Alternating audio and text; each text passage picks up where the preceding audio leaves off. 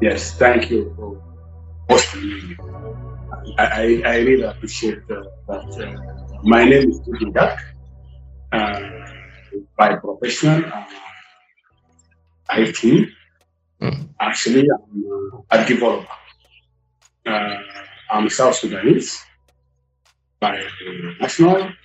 So I've been in ICT industry now for more than 15 years.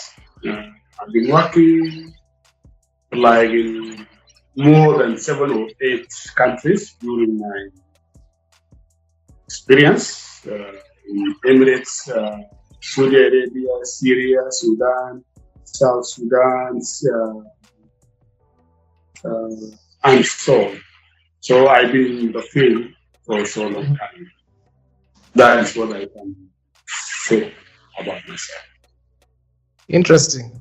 What a nice level of exposure.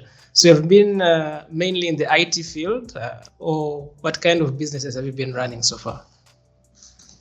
For now, I'm running a different business actually, but the main one is right hailing.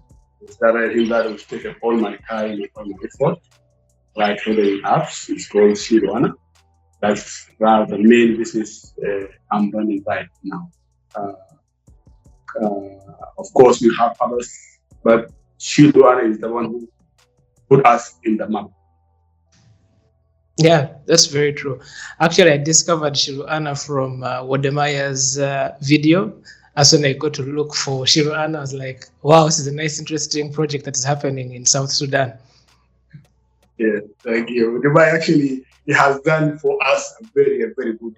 Because of that video, people get to know us more in South Sudan, even in Africa. Yeah.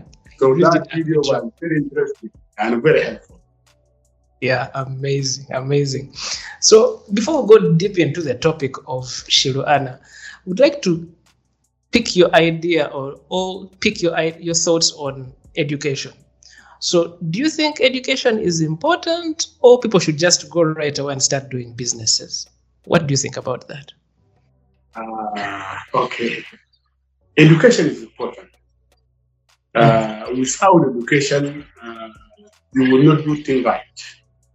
So you have to go to school first, even if what the idea you have. You know, when even now, I'm already in the business. I did not stop learning from myself, from others, and from even doing some trainings. So, with education, yes, you can by luck, but you can do something. But if you give your the education chance, then everything you will do will be a professional. You will know, because when you are doing a business, you will face a lot of challenges. And if you are not educated, you will not find a right solution in a short time. So you will learn from your mistake, and that's a very tough way to learn in business, when you learn from your own mistake. So it will take a lot of time, and maybe your business will go. But yes, we have two examples that people left the schools or the university and started doing, and they are successful. But it's not everyone, because that idea by that time was very unique. That's why they make it. But we all of us cannot create a unique ideas. So education is very important. Yes. So, like, education helps to give you the foundation to teach you how to solve problems. It's something like that. Exactly. You know, when you study, like, for example, a business management. When I start Shilu Ana, I'm an IT person. I don't have skills in business management. So my first year, I attend some few training about the business, how to manage the business. Mm-hmm. When I joined that training, I was very surprised, because when I started for a few 6 months, Everything was messing around. Yes, I was doing good actually in business because by then I was the first, I was the only one in the market. The idea was new. So, but I have a lot of challenges. But when I joined that training, then I discovered to know, oh, this is a solution. It's very easy. It's here already here in the books. But I was struggling. I was trying very hard because I don't know the solution. What if I face this kind of problem? This could be the solution and the best solution. So that's why you have to go for education. You will find a lot of solutions for your problem. That's awesome. That's awesome. So at least with the business management, that helped to at least make your business much better. Yes, exactly. So as we are talking about that business management side, would like you to introduce Shilu Ana to the public and let us know why did you found Shilu Ana and let us know more about it. Okay. Actually, this is very interesting question, and I've been asked many times. Shilu Ana, let's tell the guests the meaning of Shilu Ana. It's Arabic words. It's Arabic word. Shilu Ana means take me. That's the name of Shilu Ana in Arabic. So Shilu Ana, as I'm IT, I was in one of the training in India.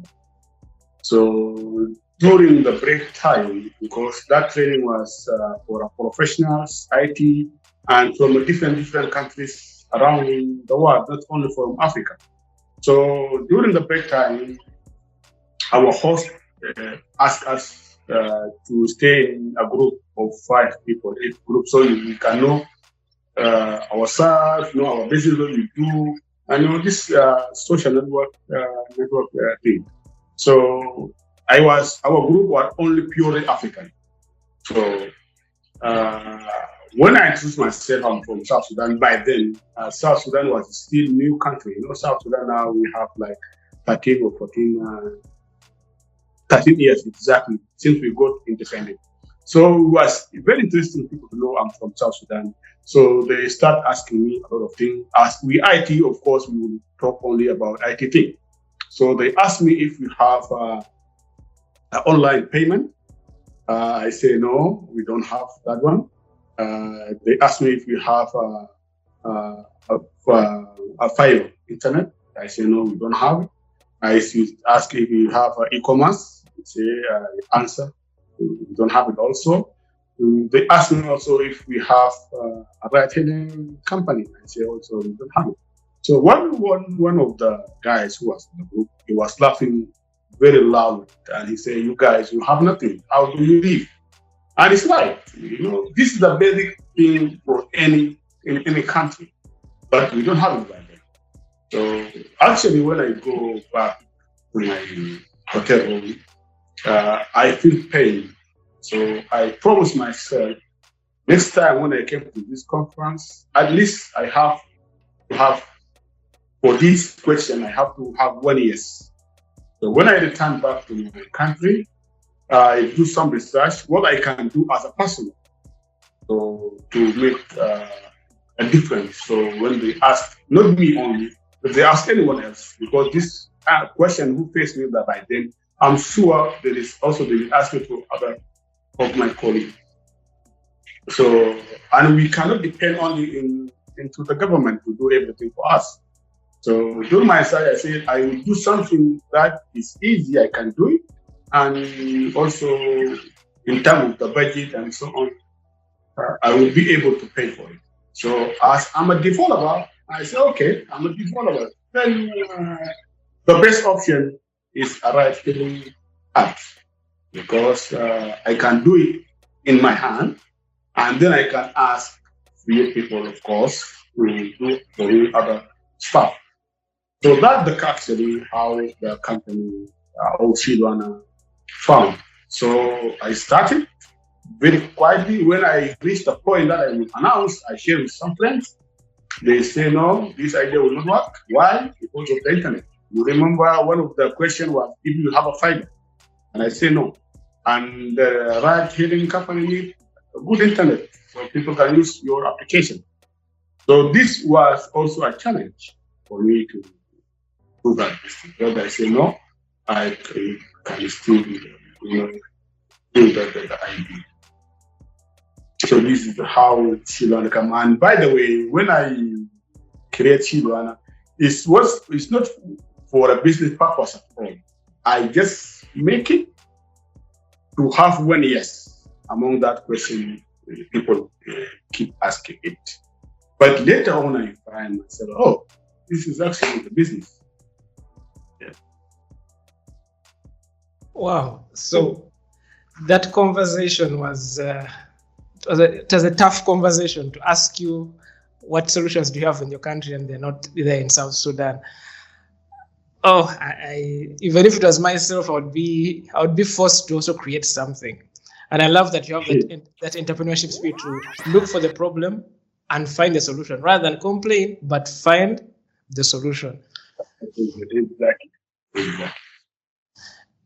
So when you began running Shilu Ana, what were your biggest challenges by that time, and did you find solutions to them apart from the internet problem? Yes, apart from the internet problem, actually, when anything is new, any idea is new, people always take the negative side of it. They will not. I'm talking about Africa. Us in Africa, it's very rare for people to support your idea. Always they will find negative ways to stop you from doing that. So actually, people who I share the idea with them, 2 or 3 only they support the idea.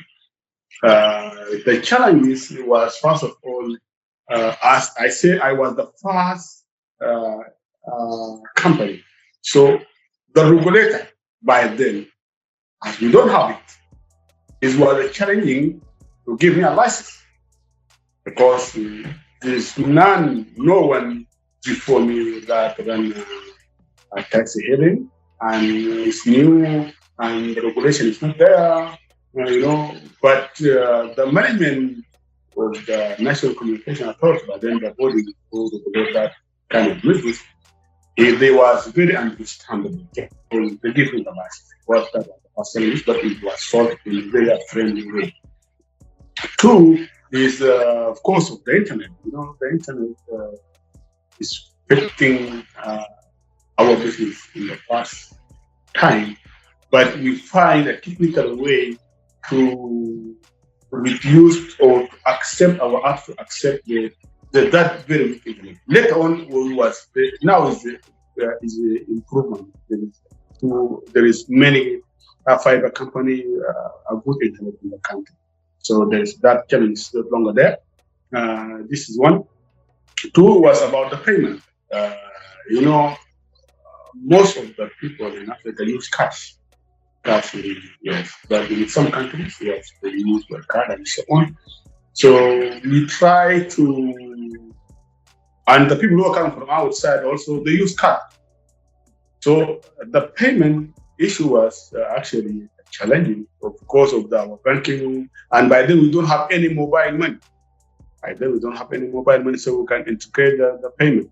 So that also was a challenge, but later on also we find a way and solve it. 3 was the owners of the vehicles. That actually was the big challenge. I have the apps, but I don't have the cars. So in the market, the company, the individual, 90% of 99%, the individual who own taxi. So they charge very high, and for me, I charge according to the distance per kilometer. So it was challenging because for them, they refused to join the taxi because why? There is no reason actually for them. I'm still new, and my my charges is very little. So there is no reason to force them to join me. I know the ride-hailing company will not succeed without cars, vehicle. So that was a very big challenge. So, but what I have done is that one. I said, okay, let me start with my own cars. So I took my car, my own car, and my wife. Only 2 cars. We start with 2 cars. So for the 3 months, we were using only 2 cars. We start. But after 3 months, then people get to know about us and how cheaper we are and the good service, the car is clean and so on. So the numbers of the client now is increased. And it was very quick, very quick. So we have to find other solutions. We have to hire cars from outside, join the company, because the drivers, they refuse to join us. After 6 months from our start, then the whole nation knows now there is a taxi application. It's cheaper, it's fast, it's reliable, it's cheap. All these things. So, of course, those guys in the market now, they feel the pain because no one go for them. Then they start joining us one by one. So actually, this was the big challenges, but also I solved it within a short time.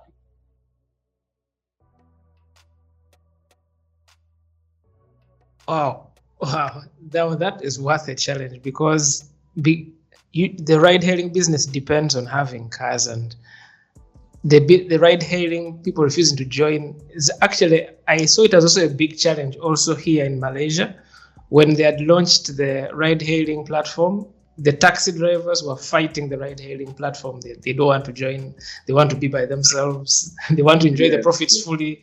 So it's really a big battle to fight with the taxi drivers. Yes, exactly. Actually, here, even they wrote a complaint to the Minister of Transportation that they should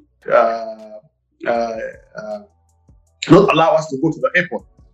There is a airport taxi airport. So they write to the ministry that they should not allow us to go to the people from the airport because for them they have the right.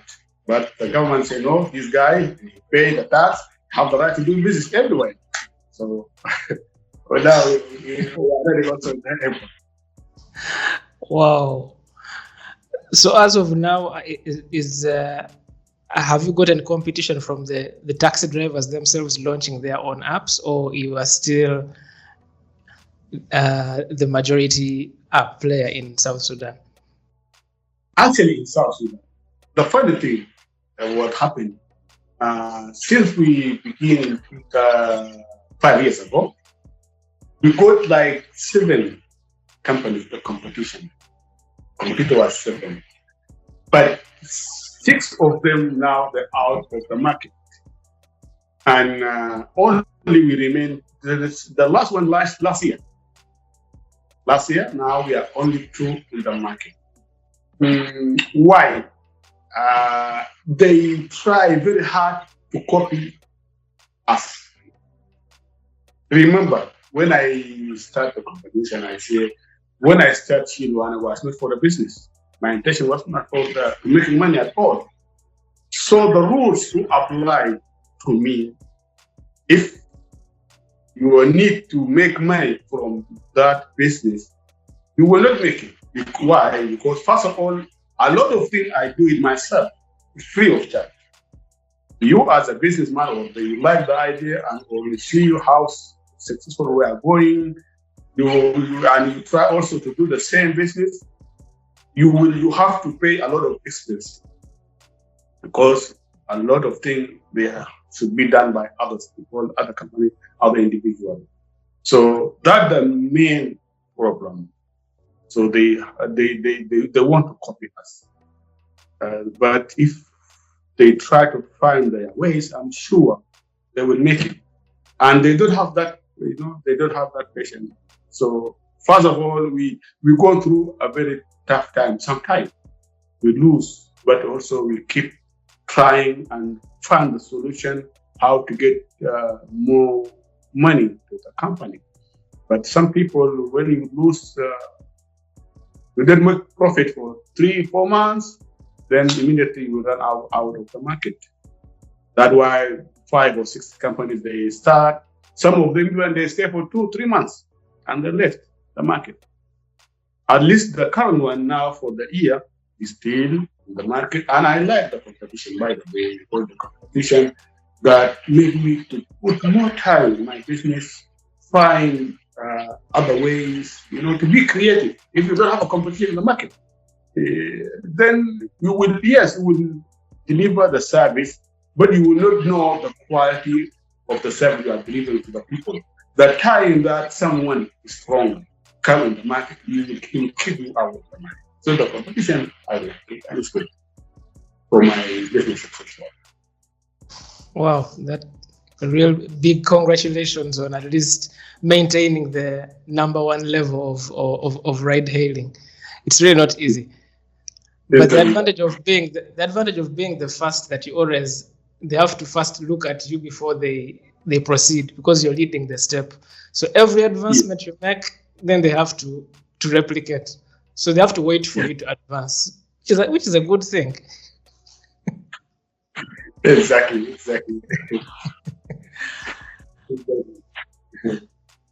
So when you were starting up the ride-hailing business, were there any myths that you had in the back of your mind, of beliefs about ride-hailing business? And now that you've run it for these 5 years, have you managed to debunk those myths that you had for the ride-hailing business?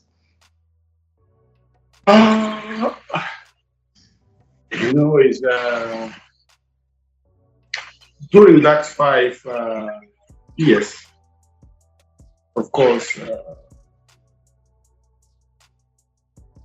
I cannot find a good answer for this, but what I can say, we have made a lot of. Okay, can you just repeat that to the question? Okay, let me just change it up. I think I missed some of it. Let me just switch it up. Before you began the ride-hailing business, what beliefs did you have about what the business is? And are those beliefs still the same now? No, of course not. Of course not. Actually, after 1 year, when I started the ride-hailing, I blame myself. And I say, why I did not start 5 years before this? So I feel I wasted a lot of time of my life for not doing this or for not doing a business. In the whole my life, I was, but like for 10 years, I was working in the central bank as IT. So when I decided to resign from the central bank and focus only in this business, people were not happy. My colleagues, and my parents, my friends, they were not happy. Working in the central bank will give you a lot of privilege. So everyone willing or wishing to work there. But the time I announced I'm leaving for this business, I know people were not happy. But for me, I believe it was the right idea or the right step, because what I feel in that 1 year is a different. I did not feel it before. Even when I work in Saudi Arabia or Emirates, I do not feel it. But now I find myself in that business. This is actually the place I'm supposed to be 10 years ago, not now. So a lot of things change in my mind about the business. My plan for the whole, when I start working in Central Bank, is just to be a director, general director, and that is it. And then retire and then stay home. But when I start that, my life actually has changed. My thinking, everything was changed because of doing a business, facing a lot of challenges, finding solutions, you will feel your life is very interesting. You feel you are making impact, you are making uh, a good thing in yourself, in your community, and to others. Uh, in Africa, getting a stable job is not easy because of what we are going through. But for me, when I left that one and I create almost 100 plus a job, that was very interesting. Very when you see how people are very appreciative, and even the eyes they tell you thank you for this opportunity. Then you feel you know what, this is good. So a lot of things will actually change. Yes. Wow. I can add nothing to that. And this is good that you managed to take a bold move to leave your job to set up your own company, and now you're employing over 100 people. That is a bold move in our fastly changing continent of Africa. That, and I applaud you on that one. Thank you. So I think we've told the public that you have expanded Shilu Ana to Tanzania and Burundi. Can you just tell us how that has been in the period of expansion? Because it has its challenges and its quirks that happen when you do the expansion. So tell us how that has been for your expansion from South Sudan. Okay. When after Dut Majak, I'm still very appreciative and I thank that guy actually. After that video of Dut Majak, the positive feedback we got was a lot. Emails, other people that are trying, to tell us, you come also to that country, tell my country, and do this and do that. So that was my first year, of course. And for me, I was not interested to go out from South Sudan. But during the COVID-19, most of the business was closed, and ride-hailing company, of course, one of them, because our business depends on people moving. People are not moving, so we don't have a business. But we turn our taxi to be a delivery, since people are not moving, but people still need to eat, we need to drink. So we turn our solution to a delivery, and this is the way actually we survive during the COVID. But after COVID, also the inflation hit South Sudan so bad, and most of the cars, I own most of the cars, so the cost of maintaining the cars was very high, because South Sudan is a country that depends on importing everything from outside. So start from food and fuel and so on, spare part and so on. So, and we are operating in the local currency, which is SSP, South Sudan pound. So when we change our local currency to hard currency, so we can bring anything, new car or spare part or so on. So we lose the value of that money. So our profit is going down every month. It's going down. We cannot chase the inflation. So we cannot every day, every month we increasing the rate. It's not good for our business. So we have to find out a solution. One of the solutions is why I don't just go and work in East Africa. So the first country I chose is Rwanda. I chose Rwanda because of many reasons. Rwanda, the government, citizen, the development there is going good. So that's what I choose to do in Rwanda first of all. So we register a company in Rwanda, we open the office, but for some reasons we do not launch it. We just keep it until now. But now we go to Tanzania. because of the population. Tanzania have a very good number of population, and their economy is stable. So we open in Tanzania, and this last weeks I was there. Everything is set up. So we launched Shilu Ana in Tanzania and in Rwanda at the same time. This is 1st of March this year. So we are going to do it at the same time.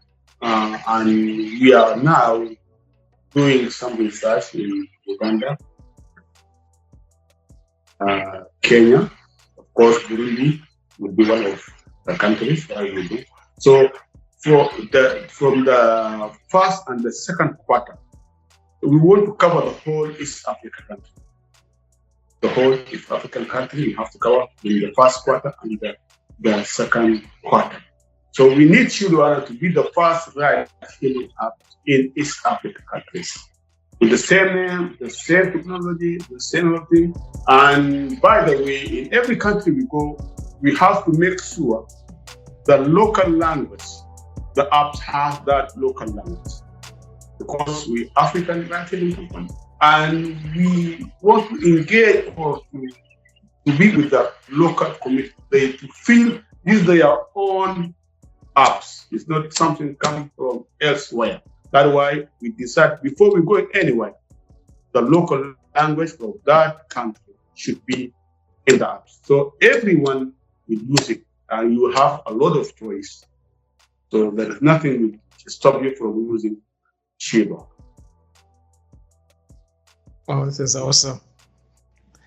This is awesome. So we're looking forward to March 1st to have it launched in Rwanda and Tanzania. Yes, exactly. That's awesome. So in terms of the payment gateways, you'll be using the localized payment gateways of mobile money? Yes, exactly. Now the card, if you have Visa card, MasterCard, anything, so you can use it anywhere. But also M-Pesa is there, MTN mobile money is there, and all these local mobile payment solution also we integrate with our system. So the local they can use it very easily, and the payment, we are going to the world where everything is electronic. So why not? So we have also to encourage people who don't use the cash too much. All right, that's great. That's great. So now that you have been successful in managing Shilu Ana, I would like to pick your thoughts on why do you think businesses in Africa fail, and what could be a solution for their success? Okay. Okay. Africa has their own challenges. First of all, lack of market research. This is the first thing people should do.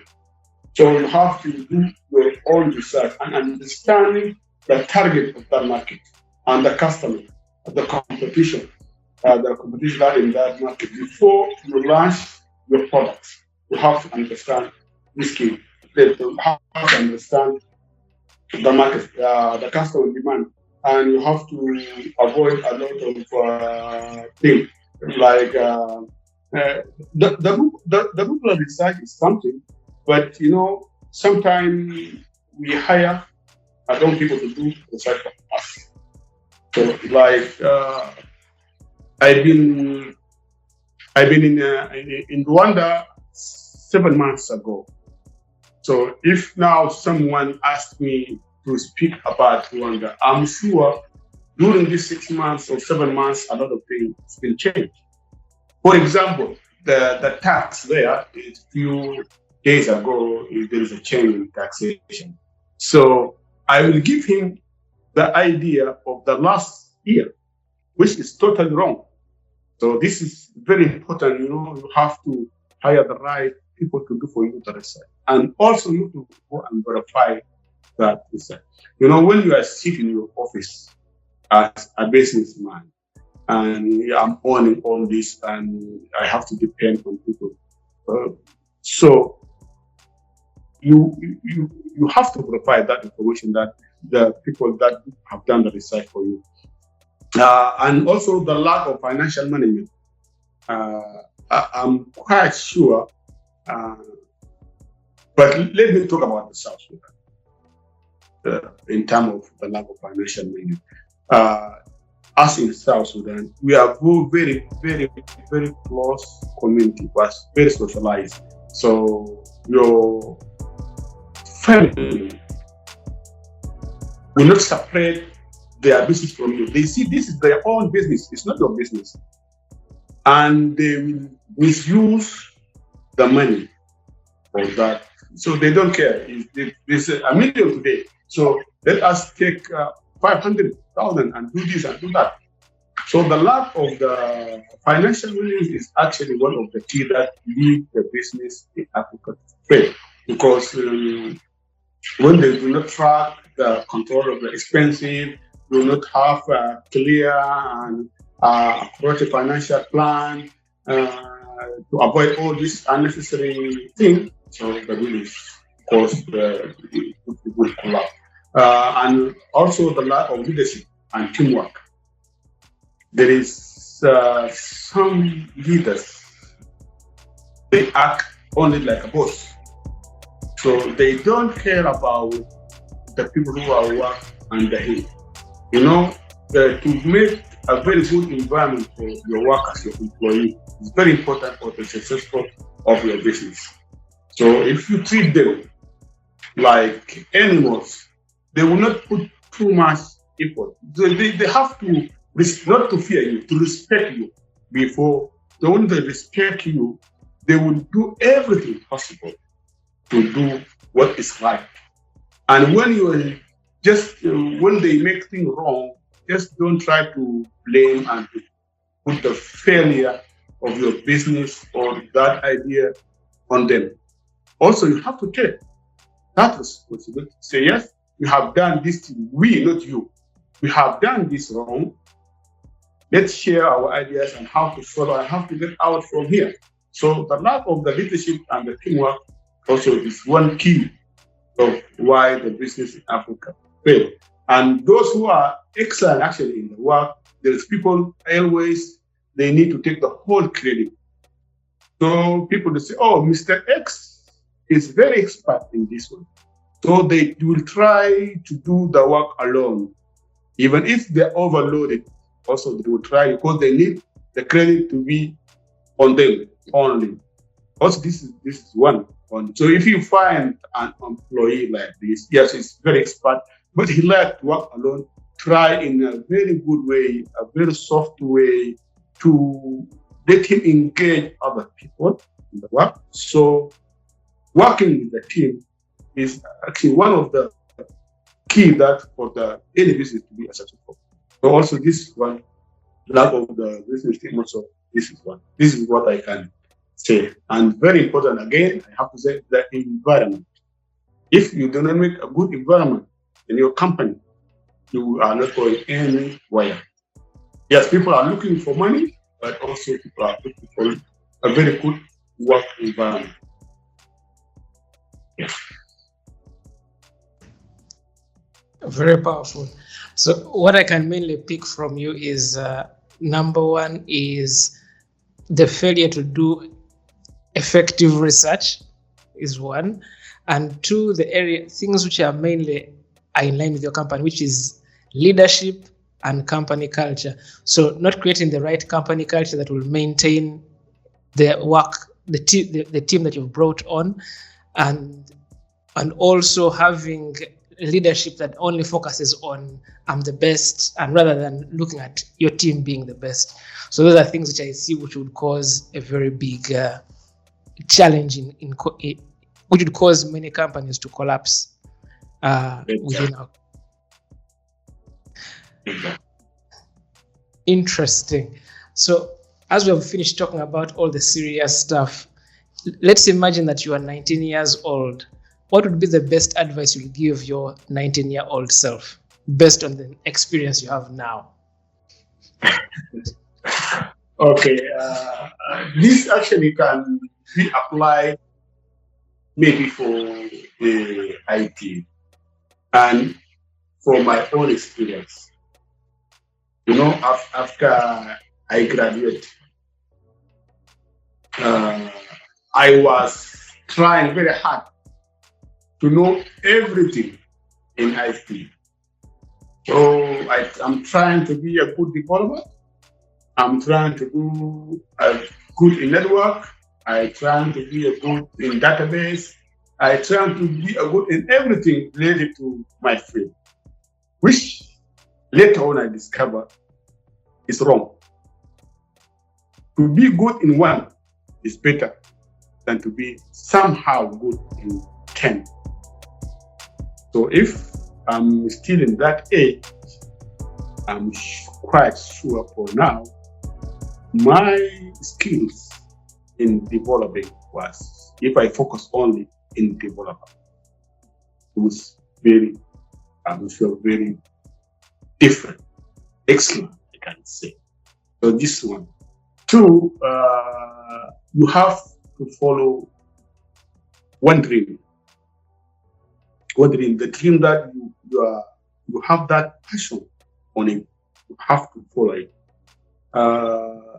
Don't accept or don't think when you have that dream and you share with people, then people will start congratulating you and give you a positive feedback and welcoming you. No, that is not the real life. Even among your close friends, relatives, you will say people they will just try to no, this is not right. Because this is your dream, it's not their dream. So the way you are seeing it is different from the way they are seeing it. That's why, and because they don't hit you, but this is your dream. This is how you feel. This is how you think, or you make that plan in your mind about that dream. So that's why sometimes you find people give you a negative feedback. It's not because they don't like you, but they don't feel the same way you are feeling it. So don't be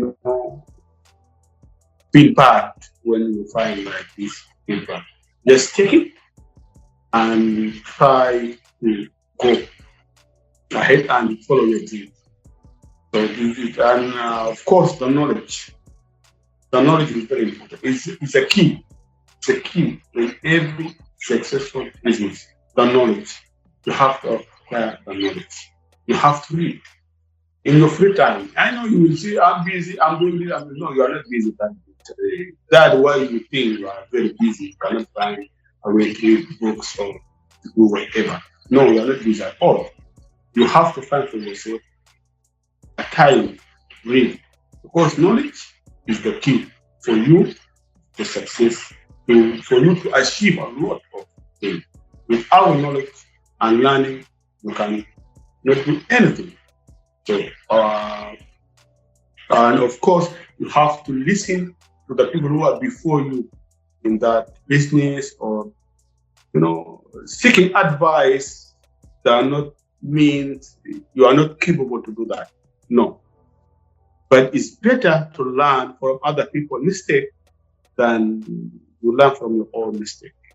So that's why you have to ask people how they do this, how to solve this. And those people will be very happy to help you, to support you, to give you the right advice. But like for me, till now, I'm still telling some people, thank you for that advice you gave me 5 or 10 years ago. Because some advice really, they changed my life. Some advice, they put me in the right way to achieve my goals as today. So you have also to ask people, advices. That is all I can say. When you are very young, let me ask this. When you are very young, you have that, in your mind, no, I don't need anyone. I don't need this. I don't need your advice. Even sometimes your parents, when you say, no, you do this. Yes, you would, in front of them, you said yes. But later on, you say, I will not do it. I'm young. I'm strong. I can do this on my own. No. you have to ask some time for help and for support and for advices. Oh, this is amazing, dude. That is, I can't say it's any far different from the way I would advise myself 19 years when I was 19. But it's good that to be a specialist in a field, because being a generalist it's challenging in this world of today. You can't be an expert in every field that is under the sun. And also accepting mentorship can save you a lot of time, because you're studying ahead of using the person's experience to study from. Exactly. So that is cream. I like that. So as we look in the future, how would you like to be remembered? I have to make a difference and leave legacy. Leaving a legacy, is something touchable. When I start Shilu Ana and I start making money, yes, this money I will enjoy it, and my family also will enjoy it. But what about the community? The community that actually is the part of my success for the world. Without them, I don't think I will make it. So I need people. I'm still, trying to make something that will make a very huge difference. Like for now, one thing I'm proud of, and I'm sure they will be remembered, or they will be remember me for that. This happened 4 years ago. One of the citizens, he was driving in the road during the rain season. So during the rain season, he found in the road a blind student. The rain was very heavy, and the cars are just passing. No one paying attention to them. They cannot see, and the rain is there. So the situation was very tough. So the guy decided to take the responsibility and take them in his car and drive them up to their houses. And later on, he posts on the social media, Facebook, the story, what happened to this blind student.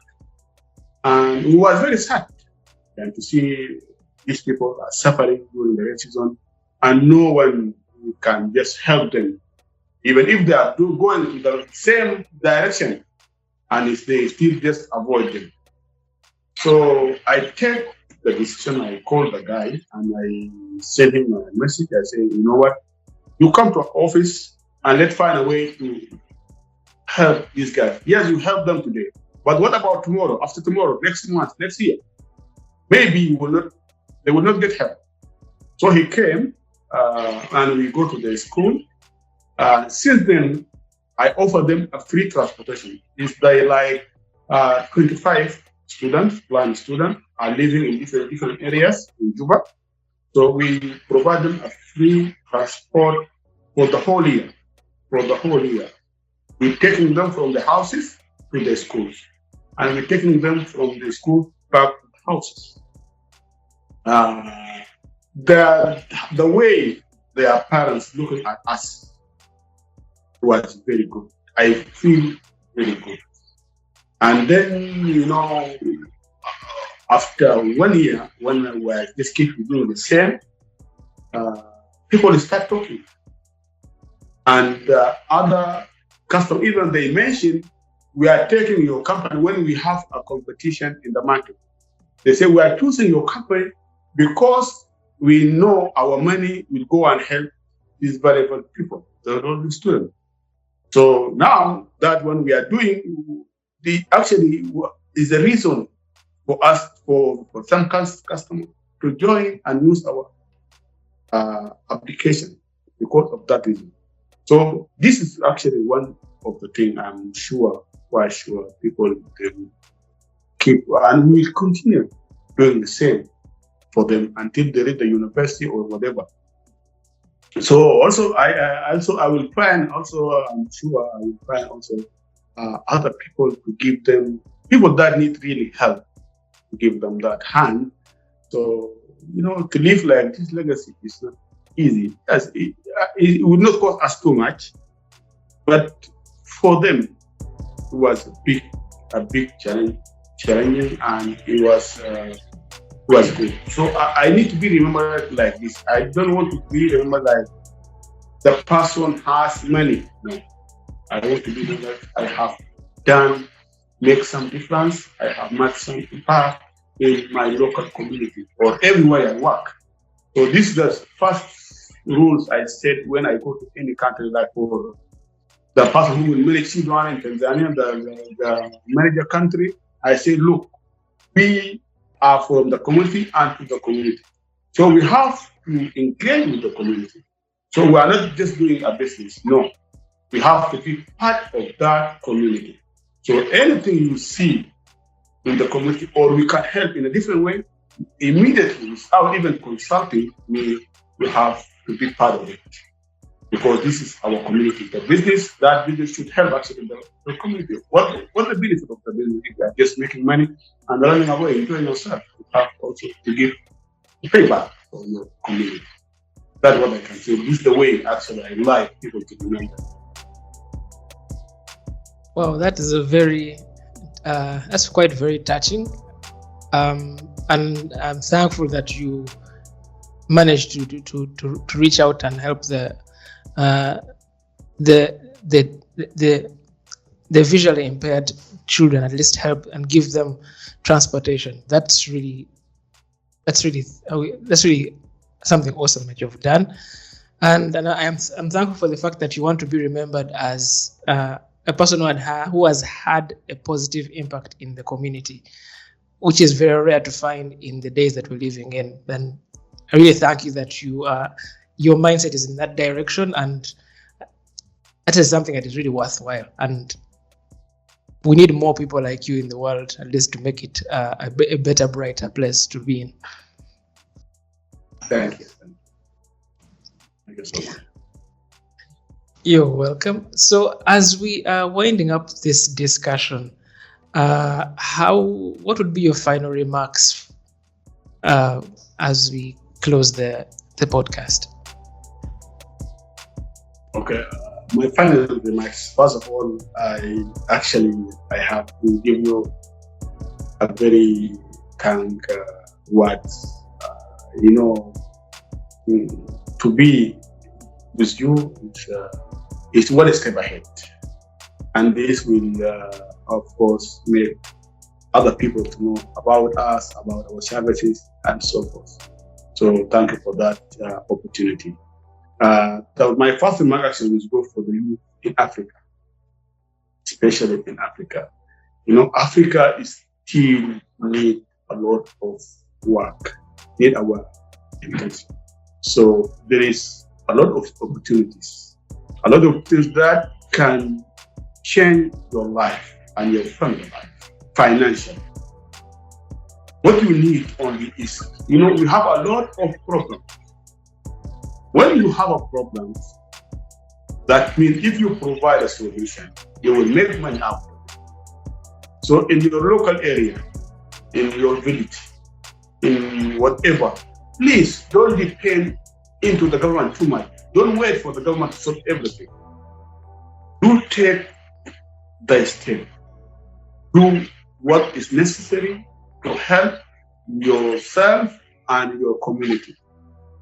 You have a lot of issues. So that issues, some of them can be solved by individual. If you think like other people, they will tell you, we have this problem and the government should do 1, 2, 3. So the problem and you already know the solution. Why you refer to the government? Why you don't do it yourself and make it Yes, of course, there is some problem. You cannot do it in a private sector or individual, but there is a lot of problem that can be solved through the private sector or even individual. And this solution can turn to a good business and you can make a profit for it. So let us think on that way. Not to wait for the government to solve everything. And our problem should, because the solutions must come from us, not from other people. Don't wait for NGOs to come and solve it for you. Don't wait for other companies come from US or Europe or China or whatever to come and solve it for you. If you have a lack of financially, then you can have a small group, 5 to 4 to 6, and find a way to solve that and make it a business. So because we still have a lot of issues. That's what I can say actually as a final remarks. That's very powerful. You should looking at solving the problems rather than expecting the government to solve all the problems. Exactly. That's very powerful. Thank you so much, Dut, for coming on the WowFactor podcast. It has really been a privilege having you on the show, and we believe that all the advice that you've given is going to be very beneficial to all the listeners of this episode. So thank you once again. Thank you so much. Have an amazing day ahead. You too. Thank you so much. Thank you. I appreciate your time.